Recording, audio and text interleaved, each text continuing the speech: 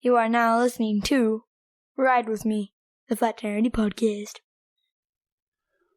Welcome to RME episode 158. Today is May 23rd, 2026. Today's guest is Kara. Kara has been on the podcast before. She was on episode 136. So today's episode, real quick, I don't really introduce her into the episode because she's been on the podcast before. Again, 136. And go check that out. Today, we pretty much get to the point. But before I get into her story really quick, let me remind you guys of the hotline. 818-806-8595. That's 818-806-8595. Sorry, guys. I am tired. I was in Palm Springs, Palm Desert, Friday. I drove home to go to a graduation party. And this morning, I didn't even want to wake up to do this podcast. And I'm tired. I really am tired. But hey, the show must go on. So real quick, 818-806-8595. Guys, give it a call. You can start 67. Yes, I said it. Start 67 and give it a call. Leave a voice message with a question. If you want to be a guest yourself.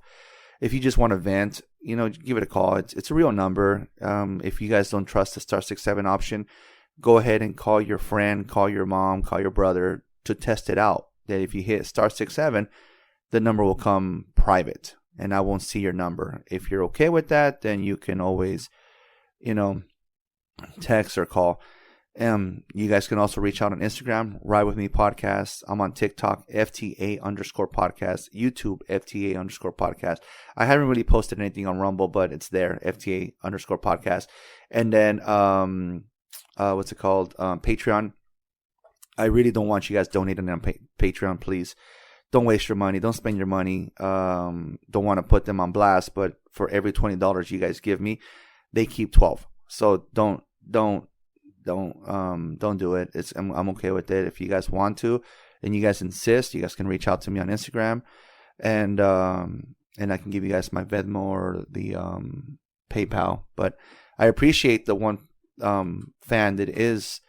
listener that is donating. I appreciate you. I know you don't want me to put your name out there on blast, but he doesn't want any credit, but I will be giving him credit. Bro, thank you so much for your donations. I appreciate it. And then again, if you guys listen to on Spotify, please hit that follow button. Spotify distributes my podcast to Pandora, Apple Podcasts, Amazon Alexa. I post on YouTube, but for following purposes, I only get credit if you follow on Spotify. So please go hit that follow on Spotify. Even if you don't listen on Spotify, go to Spotify, hit that follow, and then go back to the app that you were using. Again, on Spotify, you can comment, leave comments and share. And you leave comments. Humberto's really good at leaving comments. And leave a comment, and I'll respond to your comment. And then, don't forget to follow and share. And then if you want to be a guest, hit me up. I mean, I'll welcome anybody. And but hey, let's not forget about our sponsor. Hit the road open. I'm tired. Hit the open road with peace of mind with SolarX Insurance. Whether you ride a motorcycle or need an SR22, SolarX can help. They offer fast, friendly, and affordable coverage. Don't let insurance stress slow you down. Call 877-736-4719. That's 877-736-4719. Maybe I should start doing this slower. And let SolarX help you get back on the road. Again, that's 877-736-4719. And let's get real quick recap. I really didn't write anything down for the recap. It's a short episode. Like I said, I already introduced her in the past. That's episode 136. There's no need for me to reintroduce her. We did catch up a little bit. She did have I believe they're called a sling. She fell and she hurt her arm. She's in the Midwest, I believe she said. So snow. She slipped, fell, and then she pretty much messed up her arm. But she shared a story that she barely touched on, but didn't go into detail on the first time she was on the episode. So trigger warning: she was a sexual assault victim. She is a sexual assault victim. She gets into the story of how it happened, what led to it, how it happened, how she woke up to it, and the report she had to make, and at the same time not mention it to her parents, and she just kept it on the low. But you would think that she would learn from stuff like that. Not that she allowed herself to get, allow, maybe the wrong choice of words, but not that she put herself in a situation again to become a victim again. But she continued to party on, and she shares that if she would have gone to therapy, that she would have known maybe what she could have done instead of continuing, because she was, that was her way of, I guess, coping and pretty much blocking it out. She blocked it out by continuing to drink and partying and stuff. So she shared pretty much this is more of a learning experience of what therapy could have done for her if she would have gone to therapy and known how to better cope with her situation. Then we get into a conversation about her kids and how grateful, how I shared a story how one word changed an outcome or can change an entire situation. And I call my son an asshole. He's not an asshole. He's nowhere near close to an asshole. And I know that if I would have chose a different word, maybe if I would have said you're acting like an asshole, it's completely different than saying you're an asshole. So we touched on sorry about that, guys. We touched on a little bit about our kids and stuff, talking about parenting. And then towards the end of the episode, she did share her, the overall message, healing and understanding and,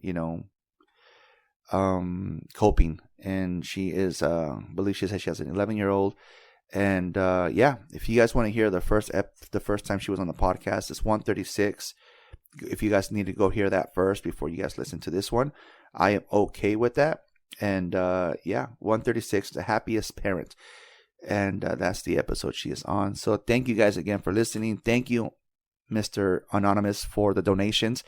And sorry guys, kept it short this time. But yeah, I will be posting another episode a week after this. So after that, then I'm taking a little break, like always. And I'm tired, guys. Sorry. Talk to you guys soon. Bye. Hope you guys enjoy this episode. Good morning, Caralyn. I said it right, Hi. right? Did I say that right? Yeah, you said it right. It's weird because my name is Kara. A lot of people call me Kara, so it's pretty much like how you look at it, Caralyn. Yeah. I think the last time you were on, I asked you the same exact question. Did I say that right, Kara? I think I'd rather call you Kara. Yeah, a lot you kind easier. of like to. Yeah, Oh, I just always go by Caralyn because when I do Kara, then people call me Kara, which is annoying to me. So it's like Caralyn. I'll just stick with that. Yeah.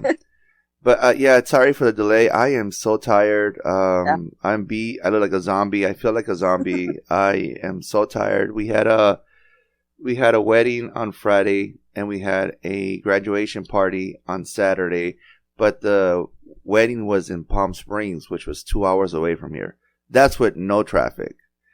And we left Palm Springs yesterday to get to the graduation party. We were an hour and a half late. Luckily, the main people were getting there at 3:00, so we weren't that late. But we pretty much, we were there for like an hour and then we took off because we were so tired. And they understood. My cousin understood. So she said, I get it. I text her, hey, prima, first of all, congratulations. Sorry we couldn't stay long. Yeah. We're tired. Because she even told me, like, she asked me, and you were a photographer, right, for the wedding? And I was like, I'm so tired that I forgot that I told her that. I forgot that she knew that. And so I texted her, yes, I was so tired that I even forgot that I told you that I was going to be the photographer for the wedding. And so she goes, no, I get it. I'm like, we'll hang out next time. But I am beat right now. My alarm went off. See? Oh, wow. My alarm went off at 3. And I was like, F this, man. Another half an hour. And then the half an hour came up. No, 15 more minutes. And I'm tired. And my wife's like, you can reschedule. I'm like, no, I've been rescheduling with her already. So no, this has to happen today. So yeah, I sound like shit. I feel like shit. I'm tired, but the show must go on. Right. I know that's right. Yeah, I just had a steroid injection in my bicep tendon this past Friday, so a couple days ago. That's the second one. I had one in my shoulder joint 2 weeks prior. Ooh. And I still can't lift my arm. So. Just injury? Yeah, I had a fall during the winter. Ooh. Yeah. Yeah, it was not a fun time. It has not been fun. So I'm right there with ya. And you're in the East Coast, right? So it's Midwest. I'm in the Midwest. So it was a fall due to winter with the snow? Yeah. Oh, ouch. That sucks. It does. It's brutal. It reminds you like, oh yeah, I'm in my 40s now. You know what I'm saying? Like you fall in your 20s, that's like a totally different ball game. Yeah. You fall in your 20s and you get it right back up. You fall in your 30s and it'll take a year to recover. Right. Well, Kara, it's not your first time on the podcast, second time. Let's catch up. How have you been since the last time you were on? Oh my gosh, I've been doing really well despite what I just shared, but I've been doing well. Like I've evolved like so much since the last time I was on here. Like just as far as like I feel more confident in like sharing my story. I now have a second blog. I have a podcast now. I finished a book manuscript. So I've been busy. There you go. Yeah. Since the last time, all I did was get a different job. That's about it. That's a lot, though. That's a lot. Podcast is still going. I mean, little by little, I learned new things on how to do things differently. And like I was sharing with you earlier about the promo, I record that later on. And then it just, like I said, just different things here and there as I go on and on. Like I'll learn how to do stuff differently. And I mean, for doing this since 2020, you'll learn too. Like I said, now I'm on a laptop and I have a second monitor with the notes and just it's upgrade. Good. But right, upgrade. But still, it's just it's still just a hobby. I just what do you call it? Just I do take what happened? It's just what you do. Exactly. Yeah. See, I'm tired. I don't even know how to say it. I'm gonna let you just take over and just start talking about your notes and then go from there. I'll take a nap. You go ahead and just kind of like do something when you need me to wake up. No, I'm just kidding.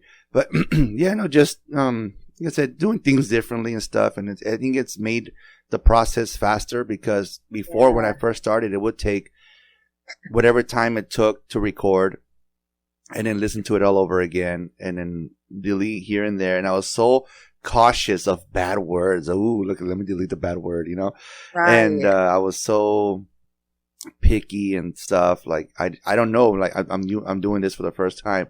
Would I get sued for what he said? Would I get sued for this? So I was very cautious, and I'm gonna delete that part.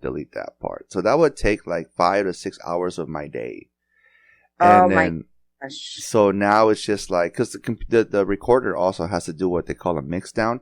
If I leave it as is, my people that are listening to the podcast and then let's say they're hearing it on earbuds, they'll only hear me on the right ear and they'll hear you on the left ear, and that's it. So I have to do a mix down, and the mix down also takes as long as the episode. So if this is an hour episode, the mix down will take an hour to do. So there's the hour conversation, the hour mix down, the hour of replay. That's already 3 hours. Not including how many times I stop it to edit, right? And it would take me 5 hours. That's like a job. That's like a part-time or a full job. And so it's you live and you learn. What happened? You live and you learn, and you know what? I like the aspect of like maybe doing it the hard way first, because I feel like you learn certain skills that, let's say your new method doesn't work, you still have like an old formula to revert back to. Exactly. And so like now, like I said, now I have, sometimes it feels like I'll lose certain top points that you say. Yeah. Because I'm over here writing down, taking notes and stuff. And I'm like, oh, and then completely different conversation. My brother would tell me, dude, you cut them off, bro. You didn't even let her finish what she was saying, or you completely blew her off. I'm like, because I wasn't paying attention. I need somebody in here taking notes for me. But now, like I said, that's something that I caught on doing. Instead of listening to the whole episode for mistakes, then I just write it down. At 7 minutes, she said this. Boom, 7 minutes, delete. Smart. So, and also I'll go and I know exactly where to play back and where to go look for the mistake and then delete it and then go from. Even if you tell me, oh, I don't want that on there, then write it down at what time you said it and delete it. So it's not a problem. So that, you know what? that helped me. Never in any podcast interview, I've never had anyone edit anything out. No, I don't think the last time you were on, I don't think you ever told me. I don't think you told me. No. And that's why I tried to avoid, like, I know I was hassling you about notes because I don't like to have to ask you something that you don't want to say, and then I'm going to have to go back and delete this. Because not everybody is as candid as everyone else, so that's understandable. So I'm just like, that's why I was like, can you give me the notes? Yeah, can you give me the notes? Yeah, it's just like I said, it's somebody told me, it's like, well, it's your podcast, you should be prepared to know what to ask your guests and stuff. I kind of got like got a little mad, and I'm like, yeah, but I get what you're saying, but I don't want to ask something that you don't feel comfortable answering. That's what I'm trying to avoid, because then I have to go or if I leave that in there, well, this fool that sounds like an idiot, doesn't know what he's doing, which I feel like I don't. And, at least this way I know what you're willing to share and I know what to touch on. So, like, listeners, this is why there's things that I don't ask because they're telling me what to ask. Right. So, and that's safest. I think it just saves you time all the way around. Then you don't have to worry about having to edit out something or, upsetting someone or having to ditch a whole episode. Mm-hmm. So you're doing it. No, exactly. So, I mean, what? We're I think you're 158, so I think I'm doing something right. You're doing okay, yeah. So, anyways, let's get right into it. Sure. See, I can't even read your notes. I'm so tired. You said you were survivor of a sexual assault. Yes. You want to take us through that? Yeah, absolutely. And I'll, probably sugarcoat some things just 100%. Listeners, like, from some graphic details. But I guess we'll start so I went into college right after high school. So freshman year was pretty exciting. It was my first time, like, being on my own without parental guidance and all that type of stuff. So let's see here. It was Easter weekend of my freshman year of college. So I think I was 18, 19? 18 or 20. Oh. Like, around that age. And so a good friend of mine, she and I were going to go to another town. I live in the Midwest. So we were going to go to her hometown, I think it was.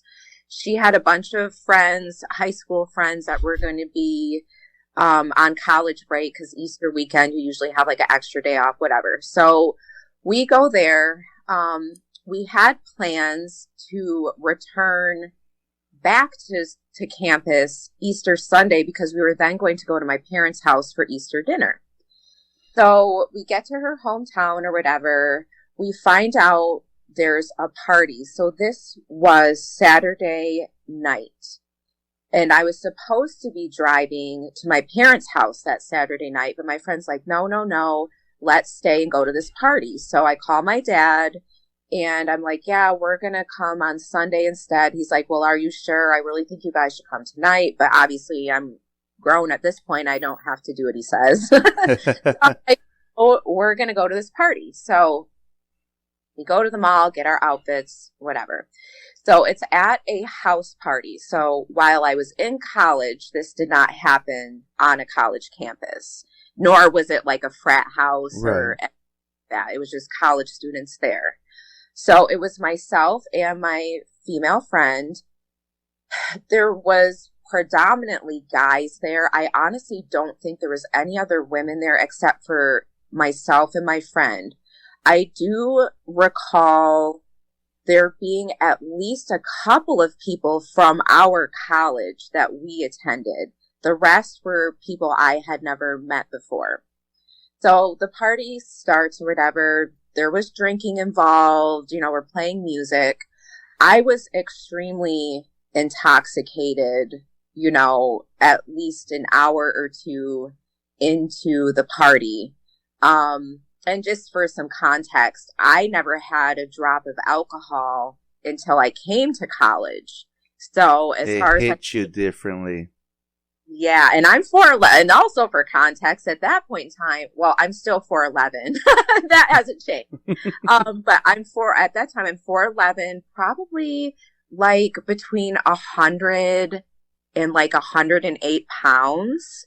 So obviously I can't drink a whole lot before I feel it. So the party goes on. Now, at some point, my friend says, I need to go drop my boyfriend off.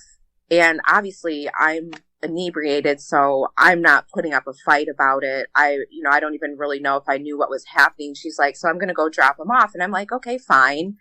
I obviously felt comfortable to stay behind without her. And so I did. Now, she and I were supposed to both spend the night there, and then Easter Sunday we would depart for my parents. Right. Well, I do remember at some point asking someone, is there somewhere where I can go and lie down? I'm tired. And whoever's house it was, they knew we were going to spend the night. And I don't remember if the owner of the house was somebody I knew. So I'll put that out there too. So I go and I lay down. The next memory that I have is waking up on a bed. It had no sheets on it. It was just like a plain mattress. And I am naked. And it's like dark in the room. So I like really don't know what's going on. I'm assuming I was unconscious while the assault was happening. Again, I don't know. So I open my eyes and I realize somebody's having intercourse with me.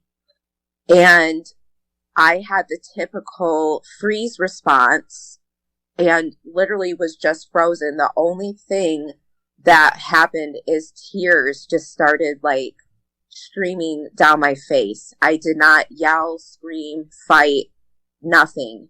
Now, somebody was alerted to the fact that I was not like okay, or maybe that I was like awake. Right. So then I know is a light switch flips on. I hear, oh, followed by an expletive, a swear word. And then people scattered out of the room. This is a fucking show? What the hell? Well, like I said, I recall seeing more than one unclothed male in the room. So in terms of if you would categorize it as a gang assault, I'm not going to say the other word. Right. I know what you're... Yeah. I know what you're talking about. I don't know. I have no idea. To this day, I don't even know what happened that night. Like, I know there's people who know. I know that there's people who know. And look, for your listeners, me sharing this is not like me trying to get, revenge or retribution or justice. Because again, this happened decades ago. I share this story to help others. But I do know that there's people out there who know what happened to me. And so my next memory is somebody came and sat with me. And I do believe this was an individual that I knew from our school. Excuse me. So he sat with me, was consoling me. I recall trying to call my friend. She didn't answer. Now, at this point, it had to have been like early morning because it was like daylight at this time. Not like bright daylight, but early morning. And eventually my friend came and picked me up. A lot of this stuff I don't remember, probably because of the alcohol. But she and I stopped at a diner for breakfast before going to my parents. I told her what happened, and her response was, well, I hope you're not going to blame me for this, or something to that effect. Of course. Right. In hindsight, because of my experience with college and pretty much being buck wild because I'd never had freedom, I do believe that I, amongst other students or friends had the reputation maybe of being a party girl. I do believe that that was floating around down there. And yes, I do believe that that was shared with individuals who were going to be at this party. Now, I'm not accusing anyone of setting me up necessarily, but I do believe that I had some sort of reputation that was shared with other people to maybe lead them to certain conclusions. Exactly. Sorry to be vague, but I'm trying not to like be accusatory. You know what I mean? Yeah. I don't have proof of any of these things. So that was breakfast. We get to my parents' house.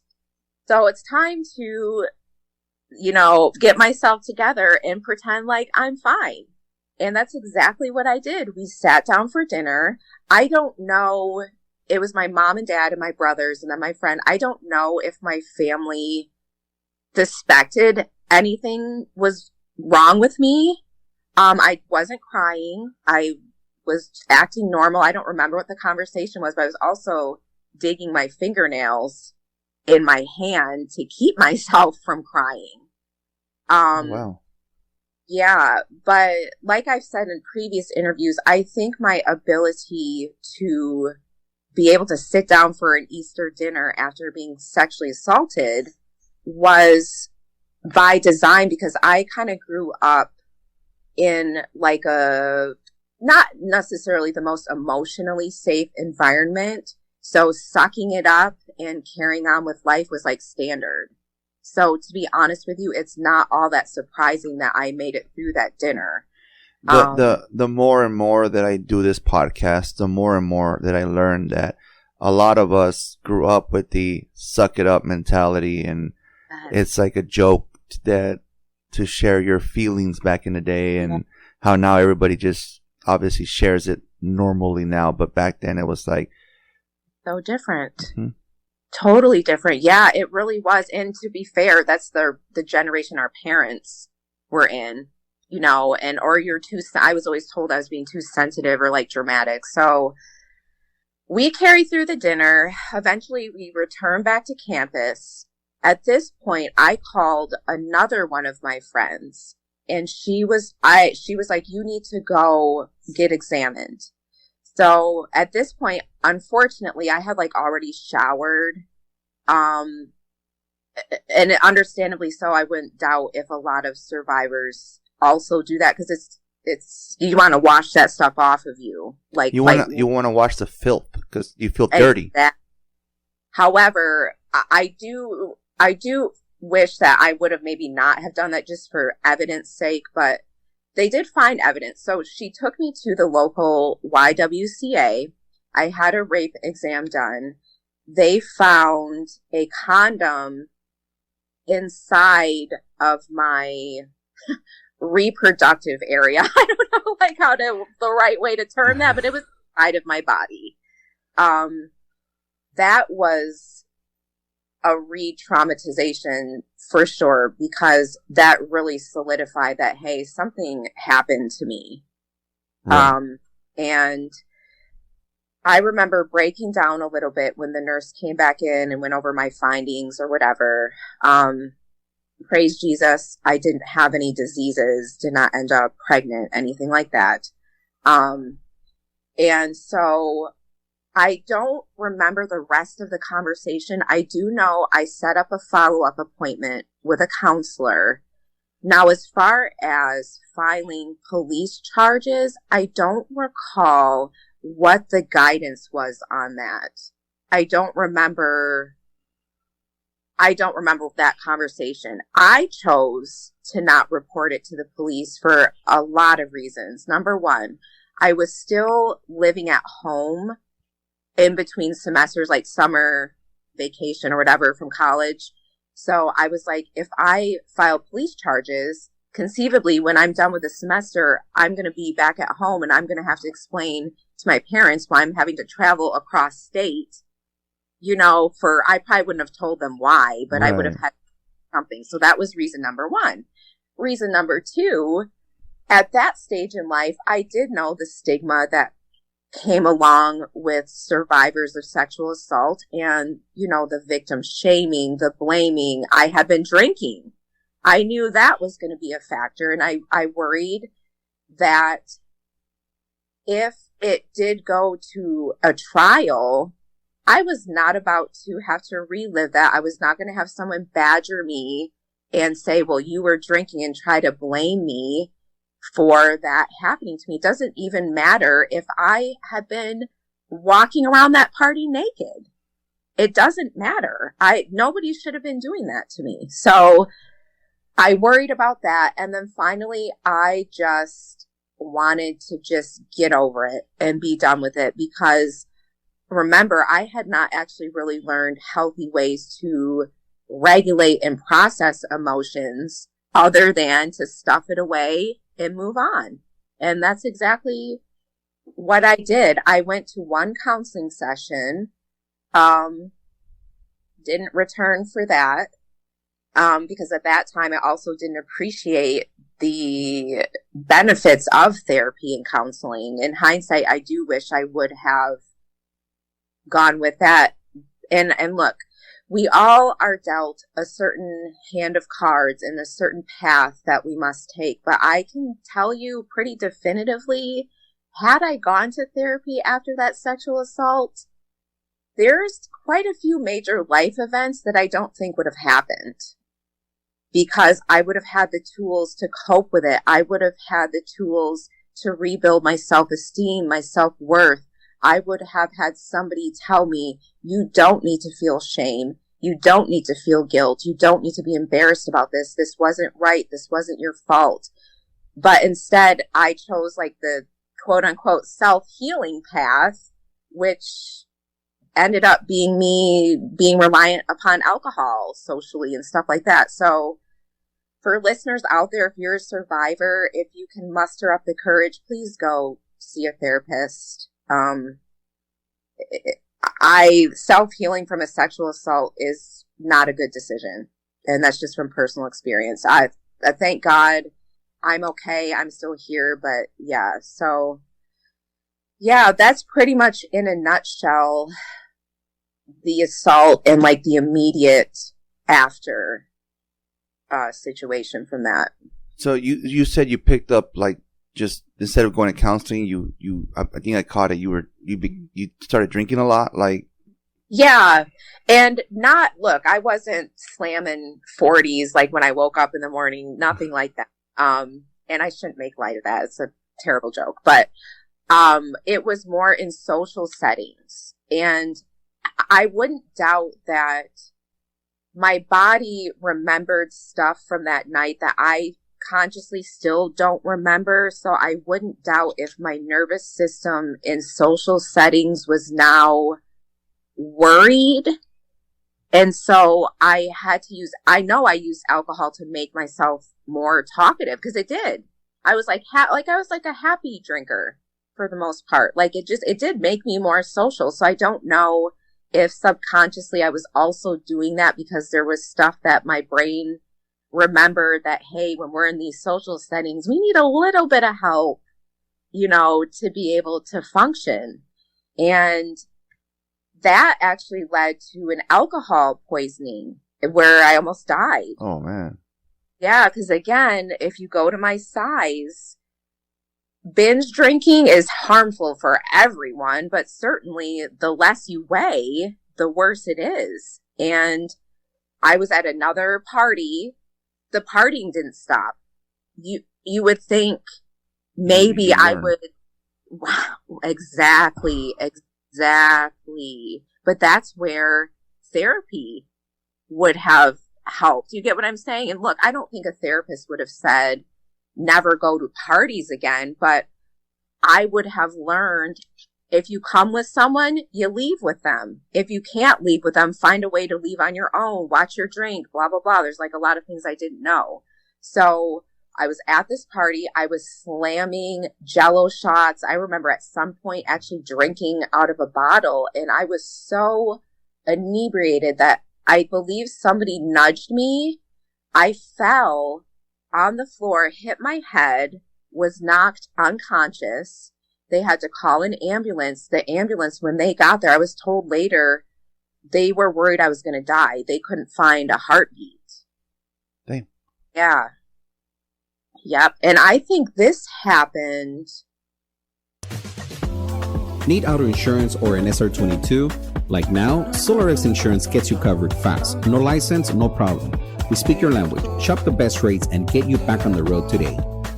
Call 877-736-4719. That's 877-736-4719. Visit slxinsurance.com or call now 877-736-4719. Quick, easy, done.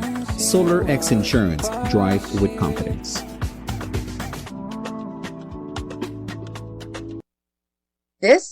This happened a few months, I believe, after the sexual assault. It wasn't too long after. And so they took me to the hospital. I'm assuming they pumped my stomach. I don't recall much of that. I do remember the next morning I woke up with like the worst headache in America. Had like a huge bruise from them trying to find, like, I put an IV in me and all that stuff. And I still didn't get with the program after that. I didn't.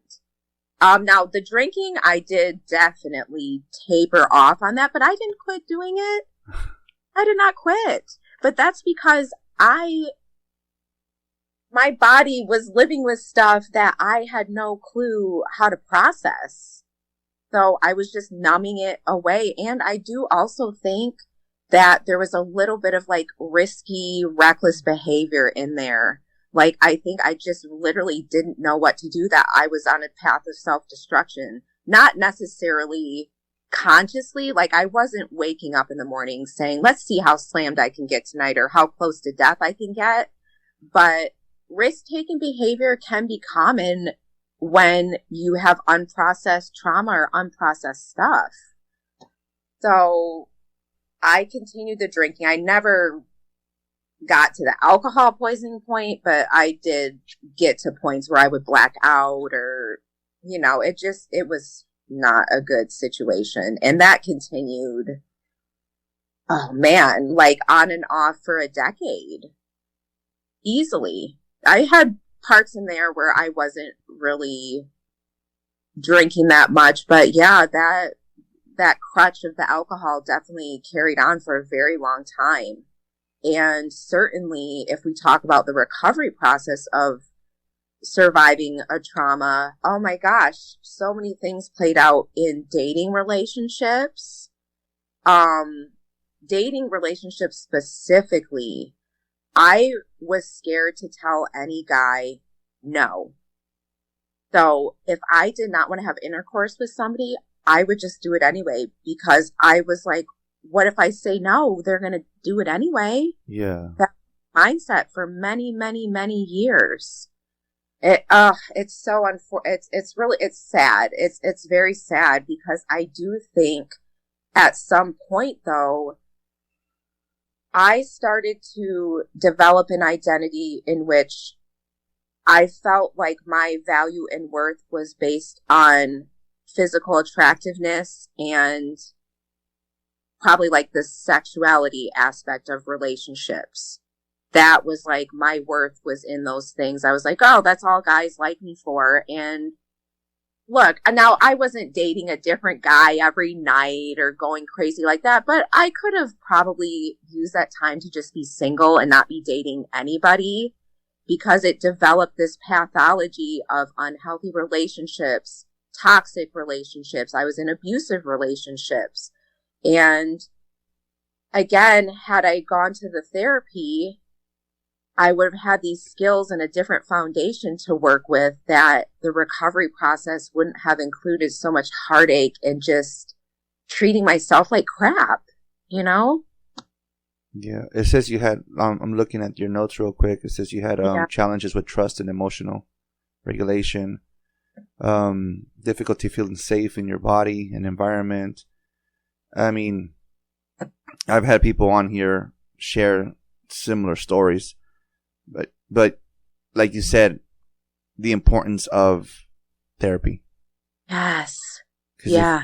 It's I mean, people, honestly, there's a lot of people that rag on therapy, But no, I mean, therapy helped me figure out what's wrong with in my head sometimes. But in this case, there was nothing wrong in your head. It's just something happened to you and you needed some guidance. Right. Well, I needed guidance from somebody who saw things that I wasn't really able to identify, because at that point in life, I didn't even have an inkling or a clue of the type of foundation I was working with. And honestly, it wasn't until a couple years ago that I really understood the impact of a lot of childhood experiences that developed this unhealthy, unstable belief system in terms of how I viewed myself.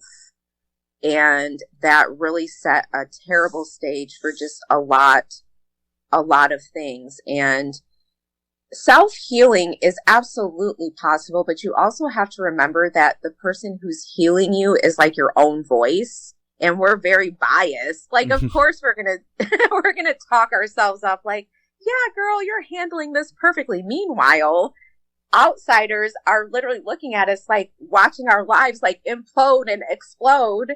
So you do need like an outside looking in perspective. And therapy now does get a bad reputation, and understandably so, because not everybody is cut out to be a therapist. And not every therapist is operating from maybe the best belief system or outlook. And maybe they also haven't addressed certain stereotypes or stigmas that they carry. But on the flip side of that, people like yourself, like therapy has literally changed and saved people's lives. So I'm never one to say everyone must go to therapy, because honestly, there's people who have made it without. I just like to always promote that there are a lot of obstacles in life that we just should not be taking on our own. We're not qualified. We're underqualified, honestly, to advise ourselves of anything a lot of times. Exactly. I've recently caught myself telling myself, I'm repeating myself. I'm so damn tired. I have caught myself saying that, like, I think I need to go find a therapist. And my wife's like, I'm like, because every once in a while I have a little like man-child tantrum. Yeah. And I know why I'm having the tantrum. It's just, it just happens. You want that confirmation. Yeah. You want confirmation from somebody else so that we don't think like we're going crazy, basically. Like, you want someone else to say, like, yeah, I can kind of see that as a challenge that we should work out also. Yeah. Like, honestly want some validation for your crap. No, I need someone to tell me you're kind of like a refresher course when it comes to, because I have it hasn't been as bad, but I'll have some like minor little tantrums here and there, and it's like, yeah, I'm a 44-year-old man having a freaking tantrum, and it's embarrassing. So. But Andy, I hear you on that. Like, I totally relate to you, but I always remind myself about that darn inner child. I used to get so aggravated when I first started telling my story and like really diving into like research on healing and blah, blah, blah. I'm like, inner child, like that's so aggravating. Why do we keep talking about this inner child? I was like embarrassed to admit that like my childhood, it wasn't horrible, but in a lot of ways it was for me emotionally. And there's like some shame with me still, because I can hear certain family members telling me like, suck it up, you're being too sensitive. And so when you hear inner child, it brings you back to that shameful, like little child. And as an adult, I don't want to like revisit that. I don't want to admit that that's how I feel on the inside, but it is. I caught myself recently and I kicked myself in the ass for my son was acting up. 18 years old or not, you live under my roof. I'm taking your phone away if I have to. And he had a meltdown and he went in his room and he was crying. And I went and I opened his door. Are you seriously crying over a fucking phone? Man the fuck up. and closed the door. And then when I went to my room, like, wrong choice of words, Martinez. Wrong choice of words. So yeah, I kicked myself in the ass for that one, because I was like, I should have never told him to man up, because that's something that as kids we heard that a lot, and it's just like, I mean, to me it was childish crying over a phone, but then I can think of the times where I cried for something so stupid, when I was a kid, right? So it's like, yeah, wrong. I had a conversation with him on the way home from work the next day, or like 2 days later, and I'm like, hey, sorry, I chose the wrong, because I did tell him, because he was acting like a little asshole, and I went and told him, you're fucking being an asshole. So I guess he was venting to his mom, and the next day or that same night, and he was like, I just didn't like that he called me an asshole, because I'm not an asshole. No, like I told him, my choice of words should have been, you're acting like an asshole instead of you're an asshole. So. See how one word can change a whole sentence. It does. And that's the one thing I'm noticing about parenting now. And my son will be 11 this year, is like, so much effort has to go into this, like, conscious, intentional parenting, and word choices is freaking huge.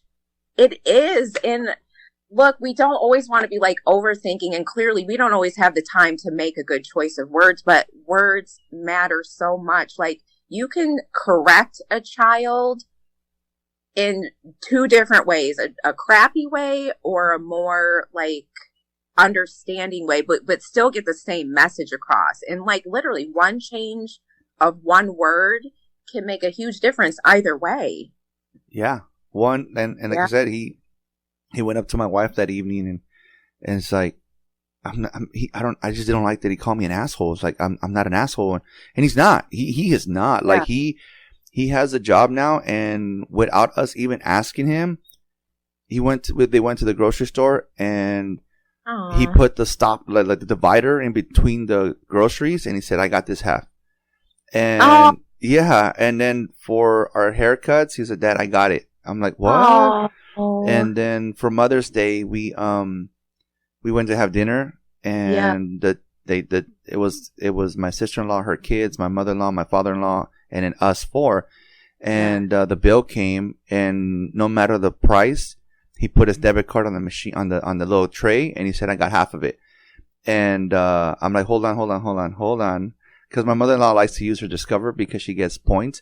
I'm like, we'll just sell them your part. And okay then. So after the bill came, they paid it, and but yeah, I got it. And I was like, damn, all right. I think he took my wife, they like Thai food, so he took her to have Thai food.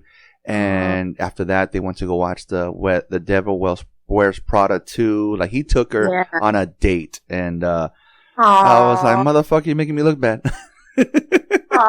You know what? And you know what? He probably, it's probably a different dynamic too when you're a dad and you're parenting compared to like a mom. It's different, but you're obviously doing a good job. So he is nowhere near close being an asshole. And it's funny because I go back to the statement that the question that he asked me one day, or what he told me one day. He said, Dad, you're not an asshole. Because he was 7, and he comes up to me and said, Dad, you're not an asshole. And I'm like, thanks. What makes you say I'm an asshole? What makes you think, what's your definition of an asshole? Is someone really mean? Someone really bad? And I'm like, what gives you that idea that I'm not? So, because I always hear my mom, his biological mother, I always hear my mom say that you're an asshole, but you're not an asshole. And then I chose those wrong words. That makes sense now. Yeah. Oh my gosh. So that's why he had that reaction. Because if hearing his mother call you that, and he loves you, obviously. Yeah, that all makes a again whole lot. One choice of words. That's all it takes. It's so true. That's so true. Yeah. So then, like I said, I caught myself because I was like, wait a minute. He 11 years ago is fighting himself to determine whether his dad's an asshole or not, and I'm over here accusing him of one. Yeah. Oh, that's deep, man. Yeah. That's some deep stuff early this morning. Right. But yeah, no, he's nowhere near close. Like I said, he has he has his tantrums. And I told him one day, I'm like, dude, you don't hate us, bro. You're not mad at us. You're mad at your mother, and you're taking it out on us. That makes sense. And because like you know, they say that a child's mind hardens at 5, right? So if we go back to the court system, and when I took them, my daughter was 11 years old. She was raised by her mother by 11 years old. Her mother can do no wrong. Yeah. Nicholas was only, you know, he was only I think 5, 7. So he was there like, okay, his mind's hardened. This is my mom. This is my dad. And now I have a stepmom, but this is my mom, you know? Yeah. And the youngest one was like 5. So to him, it's like, hey, I'm like, hey, dude, you didn't text. I clown with him like, hey, you didn't text your mom Happy Mother's Day? He's like, what? I didn't hear her fucking number. I'm like, damn. You know, it has to be like that sometimes. Yeah. That's all that we have to normalize that sometimes family structures aren't going to look nice and pretty and put together, and that's just what it is. And you know, like I said, a child's mind hardens at 5. So we took him when he was really young and got to make his own mind at 5, especially one day when he comes home and he's mad. He's pissed. And I'm like, what's wrong, kid? And he calls her by her name. And then it continues by saying, she's a liar. And I was like, okay, cool. She promised him something, failed horrible. She failed horrible. And he made his mind. He made his mind there and then. And the only time when he would go visit is because it was a court mandated. He had to go. And if his older brother was not going, he wasn't going. So, and I feel like that's why my daughter, since she was already like her mind set, this is my mom. Yeah. She gave whatever the mom told her to do. I feel like the mom influenced her a lot to give us a headache. And because at one point I got tired of it, and then, okay, you know, you're going back with your mom. And then I feel like Nicholas fights himself with that. Like, he fights himself with, do I like her? Do I not like her? Do I, you know, is she my mom? Like I think because now as an adult, she texted him the other day and he was like, like, do you want to go to Universal? And he's like, no, it's okay. And he told us the reason why I told her no is because I would love to go to Universal Studios. I love that place. But if I tell her yes, she thinks that I want to go to see her. And I don't want to give her that idea. And I was like, oh. Okay. All right. And like I said, she texted him. This was about a month ago, 2 months ago. She texted him again around Mother's Day. Yeah. And he was like, like just giving like answers. And I'm all right, cool. Hey. She always blamed me for turning the kids against her, for brainwashing. I have so much power to brainwash people. I didn't even know that. I'm like, okay, what's your excuse now? He's an adult and he's had his own phone for the past 2 years. What's your excuse now? I've been in a situation, a relationship like that, and it's so sad. It's so horrible for the kids because they literally are being pulled in, and not that you were doing any pulling, but it really is like it's like the lesser of two evils. Like, I'm going to hear it from my mom if I do this. At least I know my dad will come back around. So I'm just going to have to side with mom it's horrible that they're forced to choose under false pretenses, mind you. They're forced to make choices based on lies and manipulations. And I can't stand that stuff. So, I mean, as he tells, I say his mom because, you know, he considers my wife his mom and that's his mom.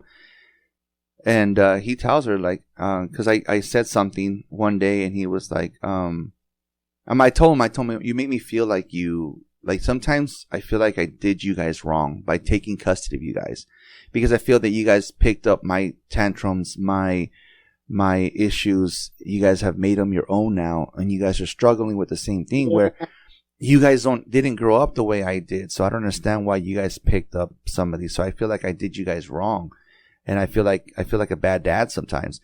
And then, you know, he vents, and I love the fact that he can vent to my wife a lot, and it's great because not a lot of people vent. Like you said, back in the day, we couldn't vent to our parents because we were right. We were weak. We were sensitive. We were crybabies. We were, whatever word I used for my son the other day. I wasn't man enough, I guess. And so he vents to her, and he told her, it's like, my dad's not perfect, but he's doing a great job. Like, he shouldn't think like that. And I'm like, well, sometimes you guys make him feel that way. So, you know, and because there was no need for them to pick up me. Like, now he has a panic attack when he's running late. I'm like, well, he picked that up from you. You know, I'm like, fuck, he did. Right. He did. But like when he throws a tantrum or gets upset really easy or something, I'm like, fuck yeah, he got that from me. He picked that up from me. But like I tell him, there's a difference, man. I have these triggers and I have these memories because of my childhood. We didn't give you guys that childhood, so it's like, but it's, what do you call it? It's learned behavior. They have learned behavior, and I was like, absolutely. And not only that, like, you have to relearn, like, I feel like we talked about maybe the first time I was on, but like, you have to like reparent yourself as a parent. You got to reparent yourself. It's the weirdest thing, but you have to do it. And when you stem it from childhood, that's like decades and decades and decades of like unlearning things that are like ingrained in you. And it's a tricky process. It never stops, really. It never stops. No, it doesn't. Like I said, sometimes I feel like I am not the greatest parent, but they are, like I said, when my son, we were at this wedding on Friday, and we were talking to everybody. Said, "Hey, where's Nick? Where's Nick? Oh, he's at work. Oh, what? He wanted to be here, but he's at work." And then we were talking about the same thing I told you about the groceries and the haircut. And one of one of my cousin's wife, well, she's a cousin now. I was telling her this. She's like, she doesn't have kids of her own. They don't have kids yet, and they're like, she's like, "You're gonna make me cry. You're gonna make me cry." You're doing a great job. I mean, and those are the moments where we're reminded that we're doing a good job. Like my son, he saw some woman, it looked like she was getting like kicked out of her house. And he, at bedtime, wanted to pray for her. And I was like, oh my gosh. He was like, I pray for her that I'm going to cry now thinking about, he just wanted her to have a happy life and find a safe place to live. And it's like, those are the moments where you're like, okay, I haven't like screwed them up too badly yet. There's still some hope, you know, but that's awesome. We're doing great. We got to give ourselves more credit, because look where we're parenting from. We didn't have like happy sunshine rainbow foundation or starting point. We're doing the best we can. And we're also having to remind ourselves in those parenting moments, like, wait a minute, this is how my parents did it. And look how that turned out. You only have so much time in like a 5-minute conversation of clean your room or do this or do that. It's all process. They're like, the kids can clown. We get to the point where we can clown on each other, and they'll like I said, I don't stop them. It's my wife is the one that says, hey, you guys got to cut back. You guys are getting your dad with low blows, and it's like, it's because we'll start clowning, we'll start joking, we'll start whatever, and they're like, well, at least we know who our dad is. All right, okay. All right. And then we'll keep going. All right. You guys, okay. You want to talk about that? Okay. We keep going. And then they're like, boom, at least our mom loves us. I'm like, ooh. Okay. All right. Okay. And then, no, there's times where my wife has to step in because she'll see the face that I make. And she's like, hey, you guys got your dad you guys hit him. You guys hit him hard. Yeah. Like, stop. Far. Right. You guys are taking it too far. But that's the relationship that I have with them. Like I don't mind. Like, to me, it's like, it's true. They're not lying. You know, I don't know who my father is. My mom does not love me. So it's like, you know, at least even in their jokes, they know that I do love them. They know that my wife loves them. So, you know, so they're not lying. I mean, they're not. That's the only joke that's the only joke that will get them, it'll get me to stop, because they'll get me there. I'm done. Okay. Right. So, but yeah, no, my wife reminds me all the time, you're doing a good job. I mean, obviously, as you can tell, he came home so happy one day because he said that some of the customers, because he works in customer service, Okay. and he said that the customers were like, "Hey, can we talk to your boss?" And he was like, "Yeah." I was like, "What did I do? What did I do?" Right. And the customers talked to the boss, and they were like, "Hey, we just want to say that this young man was very kind, very attentive, very supportive. He did his job well, and we just want to say, thank you." And so the boss asked him, "Hey, are you sure this is your first job?" And my son's like, "Yeah, this is my first job." He's like, "Wow, I mean, where do you get this from? And he's like, his response was, "My parents raised me well." Yeah. And you did. You are. You guys are. You are. I always say it. My wife molded us into the people that we needed to be. Yeah, that glue that sticks everything together. Yeah, for sure. And that's why on episode 10, if you guys go back to it, it's titled Backbone, because my wife is my backbone. Aww. So I normally don't keep the episodes short. Recently, I have not been keeping them this short, but I think your son is awake. I need to go back to bed. Is there anything else that you can teach others? I see you have key insights, but I believe you talked about that before we started talking about kids. Border reflection. Border, did I say that right? Broader. I'm tired. Pushing through and adapting over time. I believe that's where, there's no universal time for healing. So you want to touch on these little bullet points real quick? Yeah, I mean, just look, it's been almost 2 decades since the sexual assault. And in a lot of ways, I'm still healing from that. Certainly I can now speak about it without crying, and even if I was still crying when speaking about it, there's nothing wrong with that either. But it just really, it's something that will never go away. I can close my eyes right now and see so many images from that night, this far removed from it. And now, I have tools and stuff for when that happens. There's more of a self-awareness.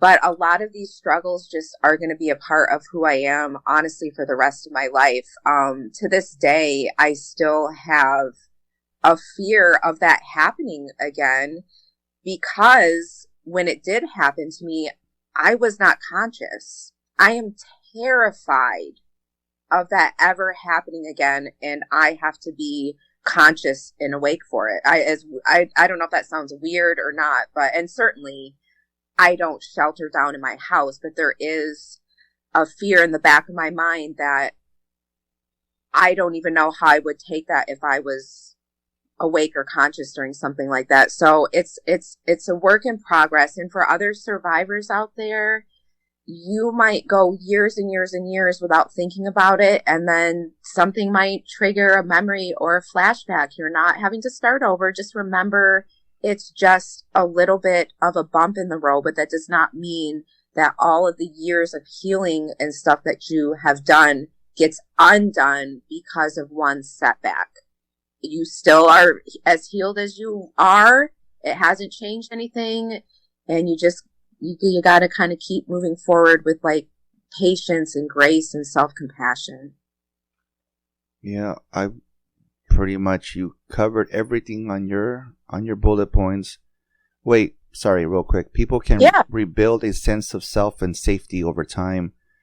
Yeah. You feel you that's what you did, right? Yes, I would say my level of safety and my ability to trust people is so much better.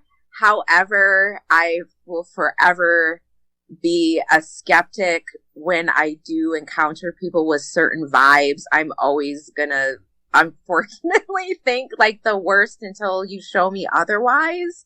Now, I'm not like that with everyone, but that's how your nervous system, mine, definitely can pick up on off vibes with people. So you definitely have to learn to retrust yourself.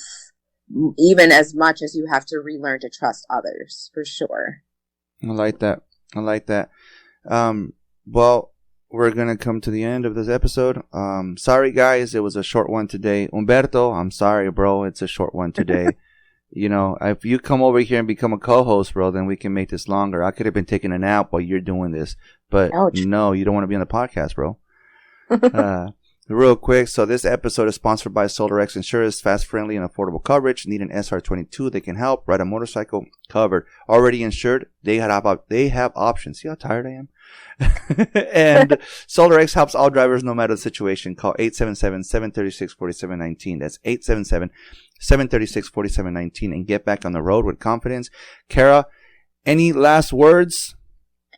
No, not really. I'm so glad that you invited me back. I always have I don't want to say, I have a fun time. I always have a good time, I should say. It's not like we were discussing fun topics, but I always enjoy coming on. You're doing awesome with your podcast. We can all learn a thing or two from you in more ways than one. Thank you so much. Well, Kara, like I end every podcast, thank you for riding with me. Awesome. Take care. Thank you for listening to Ride With Me, the Flat Tire Indie Podcast. You can also listen to us on iTunes, Spotify, and Podbean.